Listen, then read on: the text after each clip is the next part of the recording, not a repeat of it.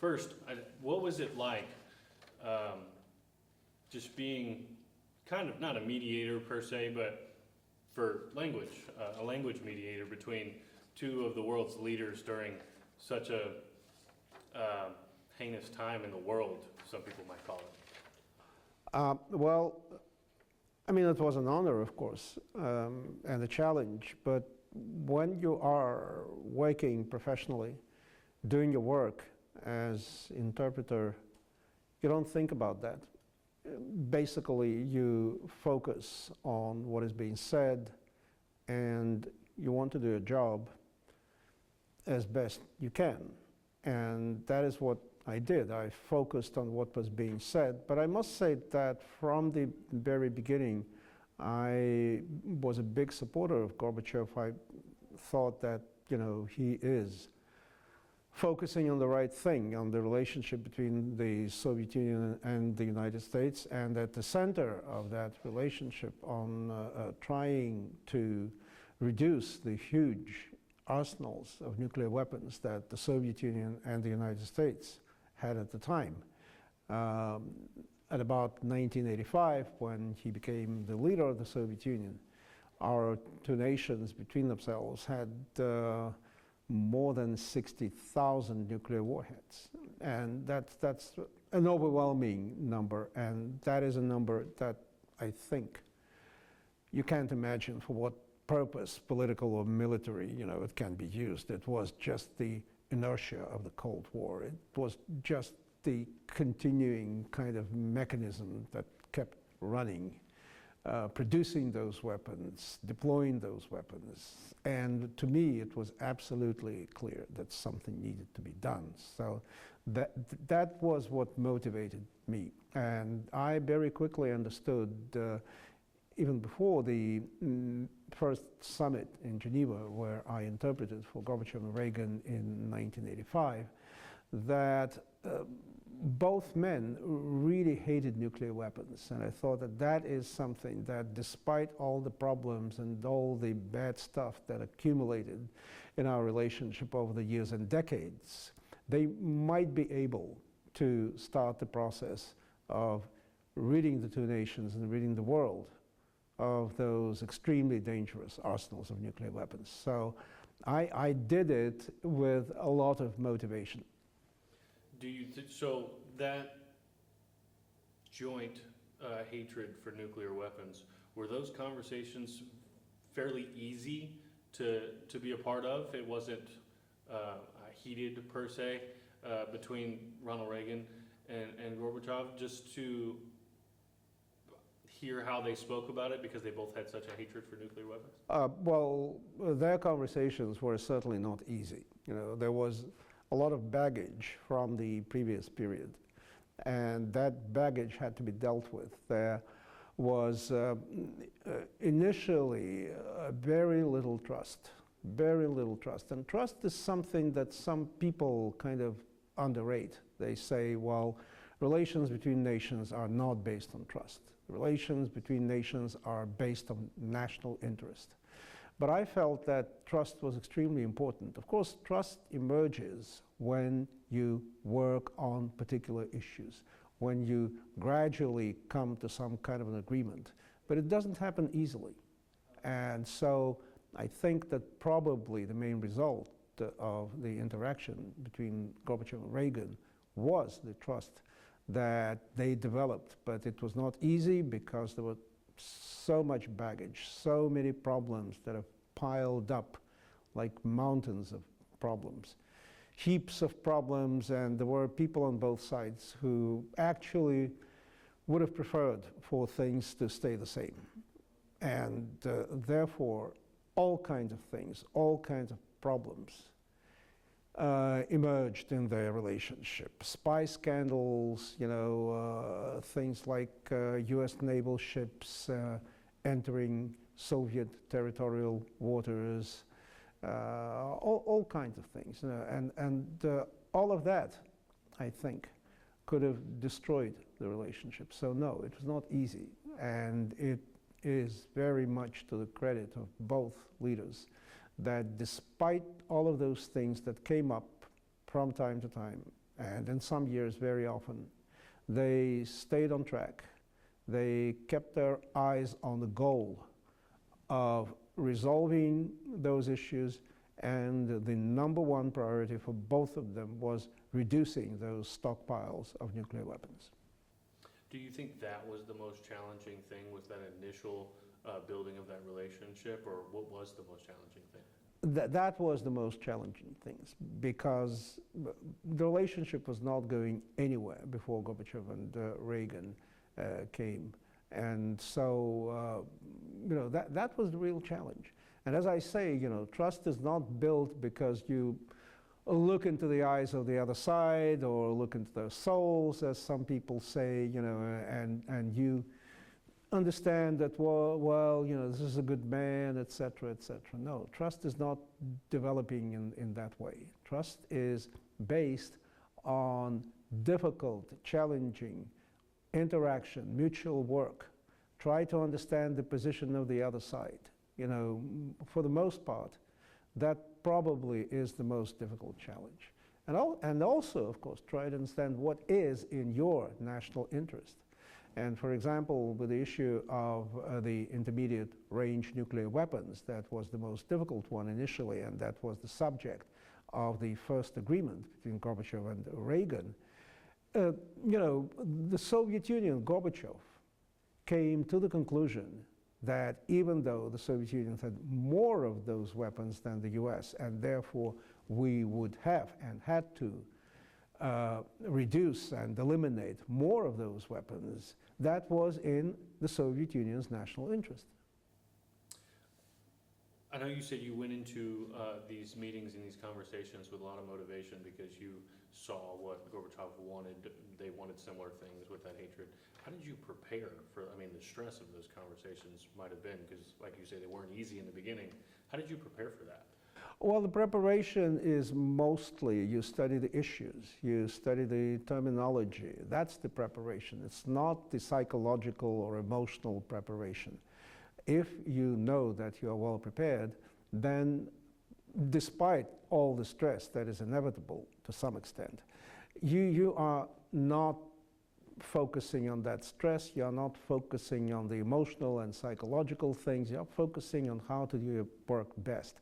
And as I said, a lot of preparation goes into it. A lot of preparation of diplomats, a lot of preparation of the leaders themselves, but of course also the preparation of the interpreters. And you really need to understand those issues. Not just, the terms that they use. You need to understand the issues in depth. And that's what I did. I studied that. I was certainly helped by the fact that before I began to work for Gorbachev, I worked in the Soviet delegations in US-Soviet talks on nuclear weapons, and that gave me, a good start. But before every conversation, and before every summit, you really work hard to really understand the issues in depth. Because of that preparation, did that kind of lift some weight during the conversations in those meetings, or was that weight still obviously not the stress and the emotional, psychological aspect of it, but the actual issues themselves? Did you feel the weight of that, or did it kind of... I felt the weight of the issues, yes, because some of those issues were extremely difficult. The arms control negotiations had been ongoing for over 10 years by that time.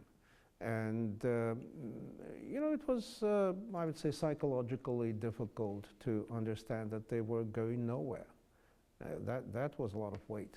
And certainly was weight on the leaders that had to address that. When things are not going anywhere for years, can you imagine that?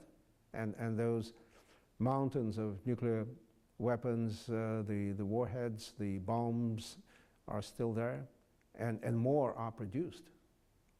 That was the pattern. You have to break that pattern. And they were able to do it, I think, to some extent at their very first summit. I remember there was a dinner where The two leaders and also the Secretary of State and the Foreign Minister of the Soviet Union were present with their wives. And I think that went a long way toward, starting to build a new relationship, including a personal relationship. But then in '86, the first summit was in November '85. But then in 1986, again, there was a sense that the negotiations are mired in details, in all kinds of, old stuff. And therefore, again, there was the impression, there was a sense that the negotiations are stuck. And that's when Gorbachev proposed to Reagan that they meet someplace on neutral ground, and ultimately they settled on Reykjavik, and try to cut through all of those little details and create a kind of simple framework for the future agreement. And to a large extent, they succeeded. They met in Reykjavik in October '86, and just 1 year after that, the first nuclear, not just arms control, but arms reduction, nuclear disarmament agreement was signed in Washington. And I was there, and I really am very proud of that, because that was the result of the hard work, including my own hard work.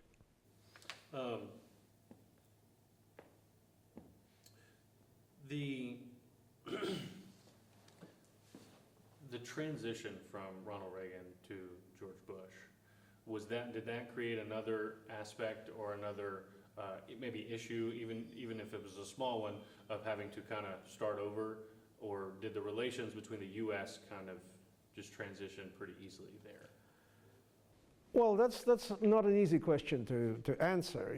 I remember how Reagan in 1988 in Moscow, where he had his last summit with Gorbachev, said in answer to a reporter's question as to whether he still believed that the Soviet Union was an evil empire. There was a speech by Reagan in '82, if I'm not mistaken, before Gorbachev, where he called the Soviet Union an evil empire. So the reporter asked that question, and Reagan, without missing a beat, said, "No, I no longer think so.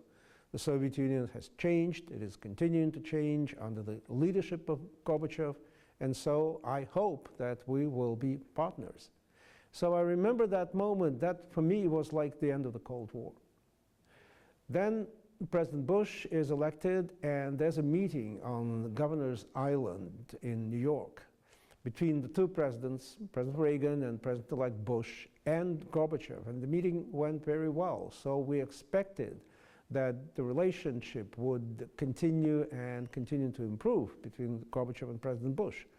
But then, for whatever reason, Bush and his associates decided that they need to conduct a strategic review of the world and of relations with the Soviet Union.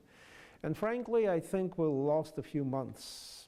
That was time wasted that could have been used better. And it was a little frustrating. For me personally, it was a little frustrating.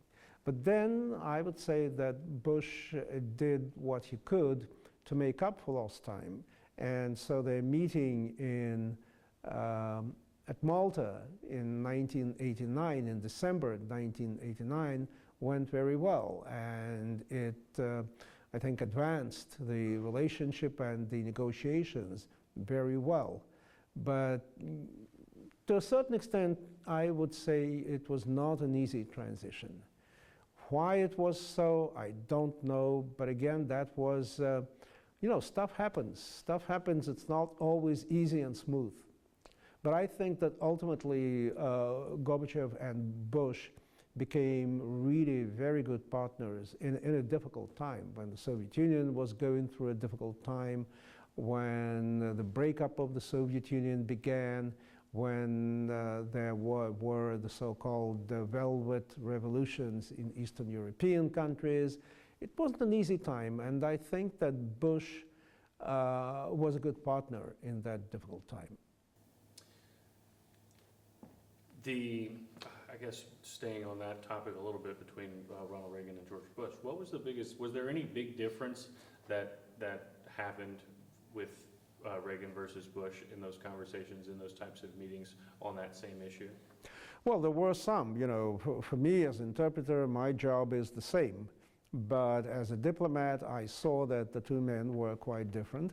Reagan was not big on the details of negotiations, but he had the kind of willpower to insist on, on his people actually supporting him and basically pushing in the same direction that he wanted.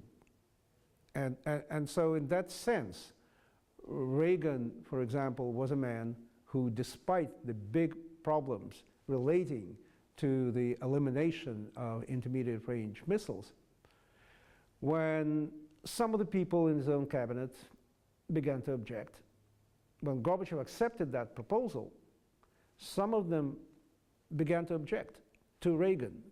And then some of the allies of President Reagan, including Margaret Thatcher, began to object. He insisted, he said, it's my proposal. Gorbachev accepted it, let's sign the treaty, and the treaty was signed. Bush was somewhat different. He knew all the details. He was very much aware of the specifics of the negotiations. But I think that because maybe he was not as confident in terms of US politics as Reagan was. Reagan believed that he had 100% support of the people of the United States. Bush was not as confident in terms of internal politics, domestic US politics. And so sometimes I think he went slower than it could have been done, particularly on the big arms reduction agreement, I mean the START treaty, Strategic Arms Reduction Treaty. That was a 50% reductions of all strategic nuclear weapons. Bush, as I said, he was not as confident as Reagan in terms of domestic politics. And so he went a little slower than would have been best. Do you think that's why he was focused on the details a little bit more? He was focused on the details because he liked those details. He was, in a way, an expert on many issues. Reagan, not big on details, but I think more confident of himself politically. The kind of thinking about, the Berlin Wall, just looking right here, what was that whole timeline like? I mean, that's such a historic event in the world, not just, in across the ocean. It was very, very big in the United States, and obviously, you have that line, Mr. Gorbachev, tear down this wall. Yeah. What was that time like for everybody knows so much about what it was like in the U.S. What was it like during that time in the Soviet Union? Well, Gorbachev, I think, did not pay too much attention to that phrase because, as I said, he was focused on building a relationship with the United States, on reducing nuclear weapons. So, Reagan said that, so what? But ultimately, I think it was, to some extent, Gorbachev who tore down that wall, because when the people of Germany, and particularly the people of East Germany, declared that they want to unite with West Germany, Gorbachev, despite the fact that that caused some problems, some difficulties for the Soviet Union, we had troops there, we had to withdraw those troops, we had to accept the fact that Germany will be reunited. That was not easy for quite a few people in the Soviet Union. Gorbachev was the man who listened to his conscience, and he accepted the fact that the people of East Germany declared loud and clear that they want to reunite. And so he listened to his conscience, and by listening to his conscience, in a way, by allowing that to happen without bloodshed, without conflict, without crisis, Gorbachev tore down that wall. I would say he did. That was his contribution to the end of the Cold War. That's a pretty big one. That's kind of in line with, I'm going so out of order, but what do you think was most misunderstood about Gorbachev, or just relations of Soviet Union and the U.S.? Well, I think generally people both in the West and in Russia understand that it was necessary to end the Cold War and that Gorbachev made a huge contribution to it. So that understanding does exist. People don't want to return to the Cold War. But because the domestic transition from a centralized communist economy to a normal economy was so difficult, a lot of people in the Soviet Union are still unhappy with that and are unhappy and some of them angry with Gorbachev. That is true, I accept that. But I think that with time, Gorbachev is better understood in Russia and in the former Soviet republics, and I think, frankly, that that is the most important thing. In the West, Gorbachev is understood perhaps better than in the former Soviet Union. But some people maybe do not give credit to him to the extent that he should be given. Maybe that. But generally, I think that Gorbachev is in history, he is part of history, and he is part of history in a very good way. People, I think, understand today, and they will understand more and more in the future, what enormous contribution he made in a very difficult time. Do you ever think back to the gravity of all that situation? 40 plus years later, in some instances, the gravity of what was going on, what you were in the middle of? Well, I sometimes do, but I am by nature a person who thinks in positive terms, and frankly, I think that both of our nations should be very proud of the leaders who participated in that transition. And I think we should be very proud that in a difficult time, we were able to overcome those challenges and, frankly, to set an example for the future. Because crises, problems, challenges will happen. History, some people say, doesn't repeat itself, but it does. It goes through crises and challenges. It goes through problems that seem like unsolvable in the beginning. So I think that Gorbachev and Reagan, Gorbachev and Bush set an example. And this is very important. Is there a moment, and I'm going to use the word favorite, but I don't mean like this was a good thing. Do you have a moment where you're just, like your favorite moment, like a proud moment of whether it be yourself or the relation between them or Gorbachev alone? Is there a moment that you always think back to and be like, I am specifically proud of that moment? Well, I'm proud, as I said, that I was part of it, and I'm not big on pride, frankly, but I'm particularly proud of the moment when Gorbachev and Reagan signed the first arms reduction agreement, and that was the INF Treaty, the treaty that eliminated all missiles in the ranges between 500 and 5,500 kilometers, all those missiles. And I was proud because that was the first treaty in world history that actually eliminated a certain type, a certain category of nuclear weapons. I was very proud of that. I remember it was a rainy day on, I think, the 7th of December in Washington. It was raining. I didn't have an umbrella over my head, but I thought, well, something really historic is happening. Is there anything during that time frame that that you would want to talk about or mention or anything like that?